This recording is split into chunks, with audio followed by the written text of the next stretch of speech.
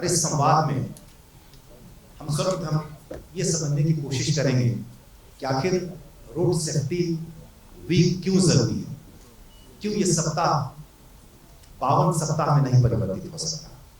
यानी हर पल 24/7 हम सब सुरक्षित रहने को सोचें, चाहे वो हम खुद घर से बाहर हो या हमारे लोग बाहर हो।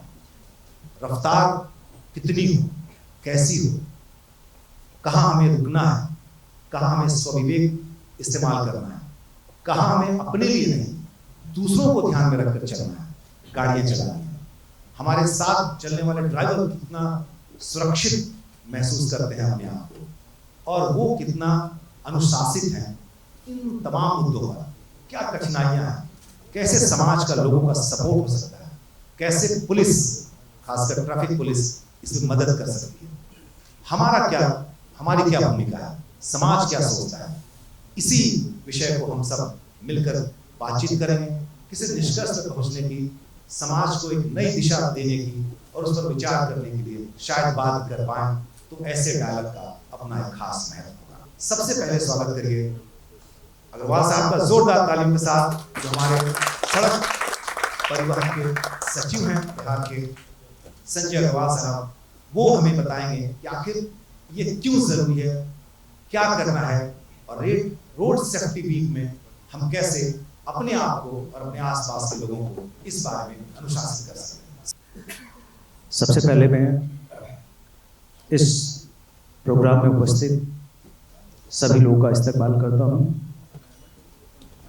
खुर्शीद जी को विशेष शुक्रिया अदा करना चाहूँगा कि एक ऐसे मुद्दे पर हम सब लोग बैठे हैं जो निहायत जरूरी है, और निहायत इसलिए जरूरी है कि हम सब से जुड़ा है। ऊपर वाले का शुक्र है कि हम उसकी जद में अभी तक नहीं आए हैं, लेकिन हर दिन हजारों लोग इसकी जद में आ रहे हैं। अकेले बिहार में 20 से अधिक लोगों की डेथ हर दिन होती है, लगभग हर घंटे एक व्यक्ति की मृत्यु होती है। और जिन लोगों ने इस मंजर को नजदीक से देखा है, वो उसको ज्यादा बेहतर तरीके से बता सकते हैं। अभी एक एक्सीडेंट पीड़ित परिवार से मुझे मिलने का मौका मिला। उसका जवान बेटा चला गया, और उस परिवार को देख करके आप महज अंदाजा लगा सकते हैं कि गलती किसकी थी ये पता नहीं, लेकिन नुकसान किसका हुआ ये पता है। एक अच्छी सी गजल थी पुरानी उस परिवार के लिए, जिंदगी से बड़ी कोई सजा ही नहीं, जिंदगी से बड़ी कोई सजा ही नहीं, और क्या जुर्म है ये पता ही नहीं। हम सब किसकी गलती के शिकार होंगे ये हम सबको नहीं पता। कभी हमारी गलती से कोई शिकार होगा और किसी की गलती के हम शिकार होंगे, वही सड़क हादसे। और उस सड़क हादसे को कोई एक व्यक्ति मिलकर के नहीं टाल सकता। हर विकास की, हर डेवलपमेंट की कॉस्ट होती है। हम लोग सब इकोनॉमिक कॉस्ट तो जानते हैं, लेकिन एक सोशल, पॉलिटिकल और साइड इफेक्ट कॉस्ट होती है।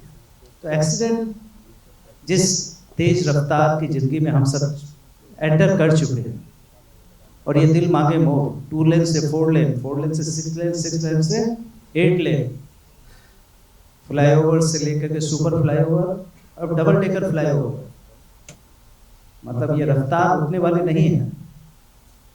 लेकिन हम सबको थोड़ा सा इसमें संजीदा होने की जरूरत होगी, और जब हम सब मिल करके संजीदा होंगे तो इस बड़ी बीमारी पर, इतनी बड़ी बीमारी आई कोविड, उसमें जितने लोगों की डेथ नहीं हुई उतनी हर साल हम रोड एक्सीडेंट में मरते, और इसको रोकना जरूरी है, इसको कम करना जरूरी है। ये खुशी की बात है कि हम लोग जो 6, 7, 8, 10% की ग्रोथ से बढ़ रहे थे, पिछले 2 वर्षों में हम लोगों ने स्टेबिलिटी कर्व पर पहुंचे। ये डिक्लाइन से पहले किसी भी ग्रोथ के बाद स्टेबिलिटी कर्व होता है, जिसमें आप लगभग स्टेबल हो जाते हैं। जैसे कोविड में हम लोग हर दिन देखते थे कि पीक हो रहा है, जैसे वो स्टेबल कर्व हुआ तो हम लोग सोच रहे हैं कि अब ये डाउन होने वाला है। तो एक्सीडेंट भी हम लोग के लिए last 2 years 2023 and 24 we have achieved 0% और स्लाइटली नेगेटिव ग्रोथ रेट। तो this year we are hoping कि हमें इसमें रिडक्शन होने की अच्छी उम्मीद है और ये संभव हो पाएगा जब हम सब लोग मिलकर इसमें कॉन्ट्रीब्यूट करेंगे। डॉक्टर्स का बहुत ही इम्पोर्टेंट रोल है, पुलिस का बहुत इम्पोर्टेंट रोल है, सरकार का बहुत इम्पोर्टेंट रोल है और कम्युनिटी का सबसे बड़ा रोल है। जब हम अपने परिवारजनों को, अपने नज़दीकियों को कहेंगे भैया तुम क्या करो, तो या समाज में वो कहने सुनने की बात चलेगी।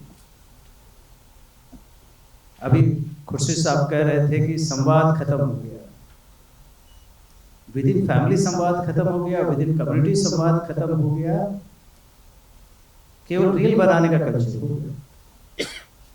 अगर पड़ोस में कोई खराब कर रहा है तो हमें बोलने की हिम्मत नहीं है कि बेटा हेलमेट क्यों नहीं पहन रहे हो। घर में सुनते नहीं है लोग और नजदीकियां खत्म हो रही है। इसके कारण जो सामाजिक प्रेशर है वो कम होते जा रहा है। सरकार पेनल्टी लगा रही है, फाइन कर रहे हैं, हम लोग कई तरीके इजाद किए जिससे जो डिफॉल्टर्स हैं उनको कंट्रोल किया जा सके और इसके कारण कई टेक्नोलॉजिकल इंटरवेंशंस लेके आए। आज आप देख सकते हैं पटना में 99% लोग हेलमेट पहनते हैं। अभी मैं आ रहा था, एक लेडी अपने छोटे बच्चे के साथ स्कूटर पे जा रही थी, स्कूटी थी और आगे बच्चे को खड़ा कर रखा था। आई सो हैप्पी, मैं क्लिक करना चाह रहा था फोटो। वो छोटे बच्चे को भी हेलमेट पहना रखा था। मतलब ये जिस दिन हो जाए, हेलमेट बोझ नहीं, ये जिंदगी ना मिलेगी दोबारा। हम लोग इस कॉन्सेप्ट पर काम कर रहे हैं, हमारा स्लोगन भी है ये जिंदगी ना मिलेगी दोबारा। आप अपने लिए नहीं, अपने परिवार के लिए हेलमेट पहने, रोड सेफ्टी का पालन करें, क्योंकि ये जिंदगी आपकी भी नहीं है, ये जिंदगी आपके परिवार की अमानत है। क्योंकि आप तो चले जाएंगे, लेकिन अगर जो नीचे रह जाते हैं उनकी क्या हालत होती है। खुदा न खास्ता आधे लटक गए, मतलब कुछ की तो डेथ हो जाती है और कुछ के, ये तो डॉक्टर साहब रोज ट्रॉमा में देखते हैं। अभी मैं पारस में एक विक्टिम से मिलने गया तो डॉक्टर साहब ने कहा एक पैर तो काटना पड़ेगा। मतलब it is daily affair for them कि एक दो के किसी हाथ काटने पड़ते, किसी के पैर काटने पड़ते, जिंदगी भर का मूवमेंट पैरालाइज्ड हो जाता है। तो इसलिए हमें सोचना है और एक बहुत अच्छी सोच है और एक अच्छा संवाद है, लेकिन ये संवाद यही खत्म नहीं होता, हमें आगे इसको कम्युनिकेट करना है, मल्टीप्लायर इफेक्ट। आज मैं देख रहा हूँ सभी समाज के सभी वर्ग के लोग, अगर एक आदमी 10 से बात करे, 5 से बात करे, 5 फिर 5 से बात करे, तो समाज में बात फैलती है, खराब बातें भी फैलती है, अच्छी बातें भी फैलती है। और हम सब मिल करके इसको अभियान चलाएं और इस पहल को और आगे लेकर के जाए। और सरकार कई प्रकार की मदद करेगी, हम लोग आगे भी बात करेंगे आपसे। अभी जो मेजर प्रैक्टिस जो आ रही थी कि जो विक्टिम्स है उनको कॉम्पनसेशन टाइम पर नहीं मिल पा रहा था, तो अभी बिहार सरकार ने बहुत ही अच्छी पहल की कि जो विक्टिम्स है 8,000 9,000 लोग मर जाते हैं, उनका क्या कसूर है, तो उनके परिवार का क्या कसूर, तो उनको हम लोगों ने मदद देने के लिए बहुत ही स्पेशल ड्राइव चलाया। अभी 4,000 लोगों को हम लोगों ने लगभग 80 करोड़ कॉम्पनसेशन के रूप में पे किए। लोगों को कोर्ट कचहरी में काफ़ी समय लगता था कि उसका मुकदमे का निस्तारण, तो हम लोगों ने special courts for accident victims अभी बनाए और ये भी बिहार में पहली बार बने हैं किसी भी राज्य में, जो केवल dedicated courts for accident victims. पहले हम लोगों ने 7 जगह खोले, अभी और बढ़ा करके 3 जगह और नए खोले, 10 जगह हो गए और जरूरत के हिसाब से और बढ़ाएंगे ताकि विक्टिम्स को टाइमली कॉम्पनसेशन मिले और हम लोग को इसको आगे बढ़ाना। ट्रीटमेंट के लिए राज्य सरकार काफ़ी काम कर रही है कि किस प्रकार विक्टिम्स को डिनायल ऑफ ट्रीटमेंट नहीं। अब एक्सीडेंट किसी दूर दराज के इलाके में होता है, उसको पटना भेजेंगे, इट इज टू लेट। तो इसलिए बेहतर है कि उसको वहीं इलाज मिले। इसके लिए गवर्नमेंट कैशलेस ट्रीटमेंट पॉलिसी लेकर के आ रही है, जिसमें लोगों को किसी भी हॉस्पिटल में, जो प्राइवेट हॉस्पिटल्स हैं आयुष्मान भारत में या एनी गवर्नमेंट और प्राइवेट हॉस्पिटल, वहाँ उसको परेशानी ना हो और उसका 1.5 लाख रुपए तक का इलाज फ्री में डॉक्टर्स तुरंत शुरू कर दें, क्योंकि जब विक्टिम्स पहुंचते हैं हॉस्पिटल तो हो सकता है मोस्ट ऑफ द टाइम उनका कोई नियर डियर भी वहाँ नहीं रहता, most of the time police लेकर जाती है, कोई पब्लिक गुड समैरिटन उसको लेकर के जाती है। तो अभी हम लोगों ने गुड समैरिटन के लिए भी किया कि कोई अगर मदद करता है, कुछ तो रील बनाने वाले हैं हमने से और कुछ मददगार भी समैरिटन गुड समैरिटन भी, तो उनको बिहार सरकार 10,000 रुपये का कैश रिवॉर्ड देती है, और प्लस जो 26 जनवरी 15 अगस्त के मौके पर जो स्टेट लेवल या डिस्ट्रिक्ट लेवल फंक्शंस होते हैं उसमें वहाँ उसको पुरस्कार पब्लिक के सामने दिया जाता है, क्योंकि ऐसे हीरोज और भी पैदा हो, दूसरे लोग मोटिवेट हो, इसीलिए एक अच्छे प्लेटफॉर्म पर उन सबको रिवॉर्ड भी दिया जाता है। तो हमें आगे बढ़ने की जरूरत है और इस मुहिम को जन जन तक पहुंचाने की जरूरत है, और आने वाले टाइम में फिर कुछ क्वेश्चन होंगे तो हम और बात करेंगे।